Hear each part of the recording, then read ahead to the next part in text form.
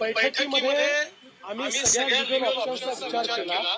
त्याच्यानंतर काही त्या ठिकाणी जे काही मार्ग काढता येतील ते मार्ग काढत असताना कायदेशीररित्या ते कोर्टात कसे टिकू शकतील या संदर्भातली काही चर्चा झालेली आहे। त्यातली काही माहिती अधिकची मागवलेली आहे।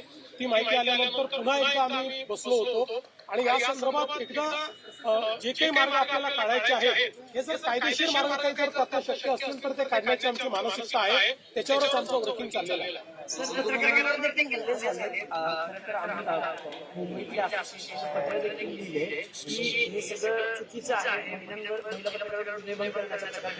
मला असं वाटतं की अतिशय चुकीचं आहे।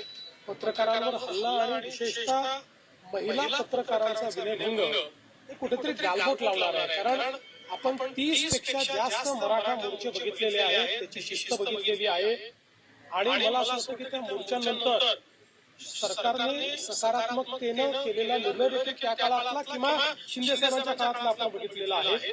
त्यामुळे अशा प्रकारे शेवटी पत्रकार असतील किंवा विशेषतः महिला पत्रकार आपलं काम करत असतात, त्या ठिकाणी रिपोर्टिंग करत असतात, किंबहुना लोकशाहीमध्ये तुमची भावनाच पोहोचवण्याचा प्रयत्न करत असतात। अशा वेळी त्यांच्यावर असा हल्ला होणं हे बिलकुल महाराष्ट्राच्या एकूण संस्कृतीला शोभणार नाही, अतिशय अशोभनीय आहे आणि याचा सगळ्या स्तरावर निषेध झाला। त्यांनी तुमचा जुना एक व्हिडिओ